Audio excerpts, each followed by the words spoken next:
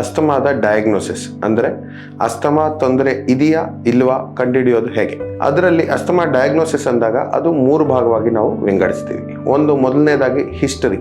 ಇವಾಗ ಹಿಸ್ಟರಿ ಅಂತ ಹೇಳಿದ್ರೆ ಯಾವಾಗ್ಲಿಂದ ತೊಂದರೆ ಇದೆ, ಇವಾಗ ಕೆಮ್ಮು, ಕಫ, ಉಸಿರಾಡೋ ತೊಂದರೆ ಯಾವಾಗಿಂದ, ಏನು ಮಾಡಿದ್ರೆ ಜಾಸ್ತಿ ಆಗುತ್ತೆ, ಏನು ಮಾಡಿದ್ರೆ ಕಡಿಮೆ ಆಗುತ್ತೆ, ಯಾವ ಮದ್ದು ತಗೊಂಡ್ರೆ ಕಡಿಮೆ ಆಗುತ್ತೆ, ಯಾವ ಇಂಜೆಕ್ಷನ್ ಹಾಕ್ಸ್ಕೊಂಡಿದ್ದೀರಾ, ಎಷ್ಟು ಸಲ ಹಾಕ್ಸ್ಕೊಂಡಿದ್ದೀರಾ, ಇದೆಲ್ಲ ಒಂದು ಹಿಸ್ಟ್ರಿ.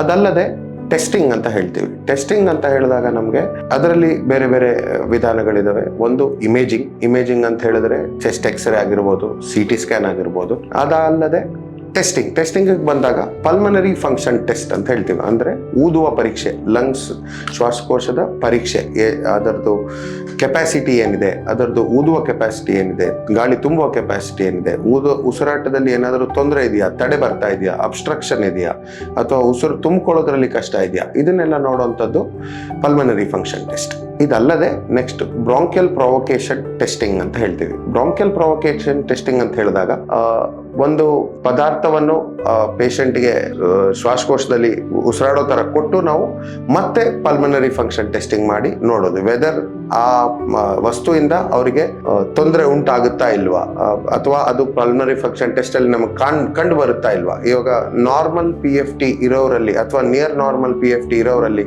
ಬಟ್ ಕ್ಲಿನಿಕಲ್ ಹಿಸ್ಟ್ರಿ ತುಂಬಾ ಅಸ್ತಮಾ ಸಜೆಸ್ಟಿವ್ ಆಗಿರೋರಲ್ಲಿ ನಾವು ಇದನ್ನ ಪ್ರಯೋಗ ಮಾಡಬಹುದು. ಬ್ರಾಂಕಿಯಲ್ ಪ್ರೊವೊಕೇಶನ್ ಟೆಸ್ಟಿಂಗ್ ಅಂತ ಹೇಳ್ತೀವಿ.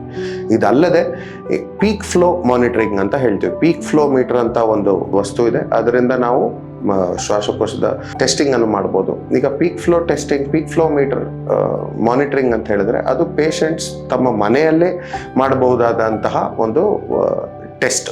ಇದನ್ನ ಬೇರೆ ಬೇರೆ ಟೈಮ್, ದಿನದ ಬೇರೆ ಬೇರೆ ಟೈಮ್, ಬೆಳಿಗ್ಗೆ, ಮಧ್ಯಾಹ್ನ, ಸಾಯಂಕಾಲ ಅಥವಾ ಬಿಸಿಲಿದ್ದಾಗ, ಟೆಂಪರೇಚರ್ ಕಡಿಮೆ ಇದ್ದಾಗ ಎಲ್ಲ ಮಾಡಿ ನಾವು, ಯಾಕಂದರೆ ಇದು ಪೀಕ್ ಫ್ಲೋ ಅನ್ನೋದು ಪ್ರತಿಯೊಬ್ಬ ಪೇಷಂಟ್ನ ಒಂದು ಅವ್ರದ್ದೇ ಆದಂತಹ ಒಂದು ನಾರ್ಮಲ್ ವ್ಯಾಲ್ಯೂಸ್ ಇರುತ್ತೆ. ಸೊ ಆ ನಾರ್ಮಲ್ ವ್ಯಾಲ್ಯೂಸ್ಗೆ ಕಂಪೇರ್ ಮಾಡಿ ಎಷ್ಟು ಕಡಿಮೆ ಆಗುತ್ತೆ ಅನ್ನೋದರಲ್ಲಿ ನಾವು ಯಾವ ಥರದ ಟ್ರೀಟ್ಮೆಂಟ್ ಅವ್ರಿಗೆ ಕೊಡಬೇಕು ಅನ್ನೋದನ್ನು ನಾವು ಖಚಿತ ಮಾಡ್ಬೋದು.